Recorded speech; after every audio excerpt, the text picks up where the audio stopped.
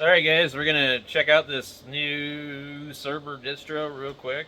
Um, it's on behind me right here. Where is it? Where is it? It's called Rockstore.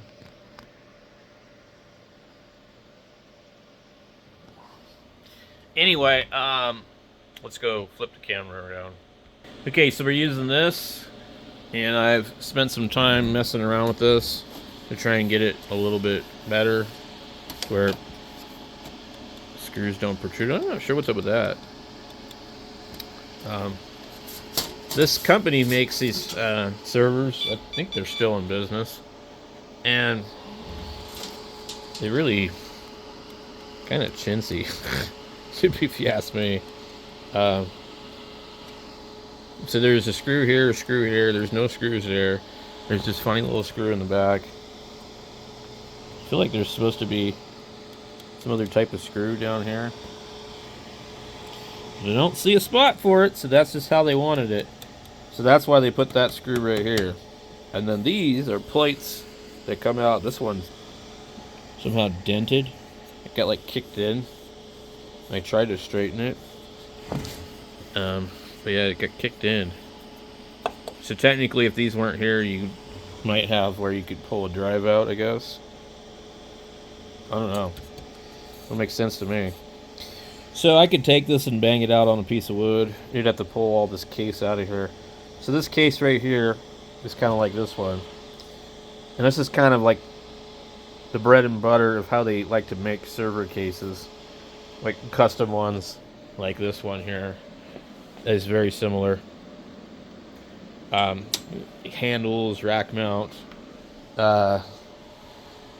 This one doesn't have that. Well, actually it does, but you couldn't put like these type of rack mount handles on it. You might be able to put rails on it, like this server here. But anyway, and then you have bigger servers like this. Now I like these servers, but they really do draw a bunch of power. So this one's a little bit better. Get the raid card going.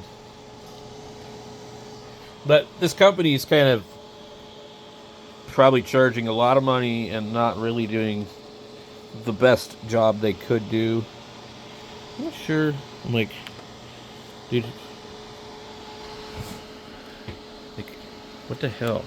So this just goes right through these holes here, and they could have like did this in such a way that it looks like it would have possibly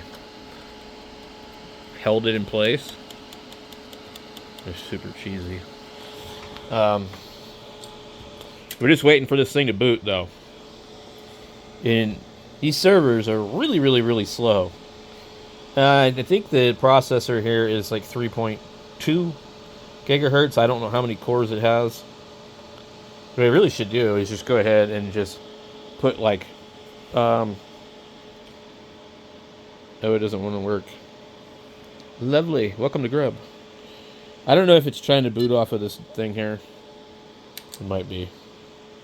So now we have to restart the thing, which takes ages. I mean, like, these things are so stupid slow. We're using a solid state drive. That's what boots the system. This is the RAID.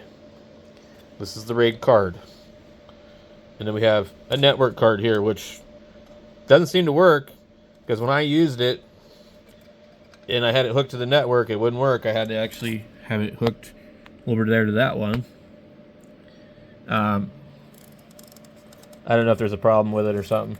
And then we have another card here, which I feel like is worthless. It's just whatever you call these, eSATAs. I've never used those. So, for a server, though, it's fairly low power. I don't know what size Antac power supply it is. But they had everything shoved in here, just all in the way. Wires were like almost getting into the fan for the CPU. And I added 2 sticks of RAM. It had 16. I had, out of all the RAM I had that said it was the same stuff, I couldn't get anything else to work. I tried different configurations. The thing is with this thing is it just takes so long for it to post that like you just don't even want to fiddle with it too much. But they did weird stuff like that, coiled stuff up.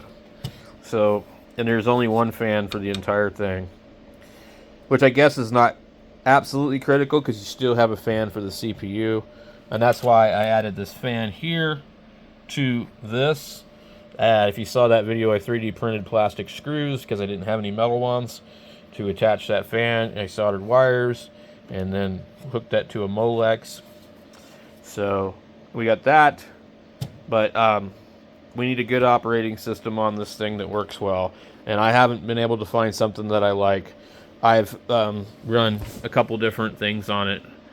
So far, Open Media Vault is the one that I've used the most, and I still don't like that at all.